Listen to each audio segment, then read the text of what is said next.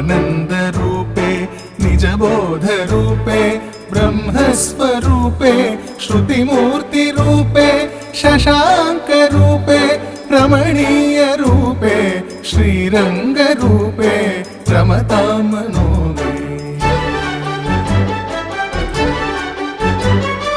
कावेरी तीरे करुणाविलोले मन्दारमूले धृतचारुकेले दैत्यान्तकाले अखिललोकलीले श्रीरङ्गलीले रमतां मनो मे।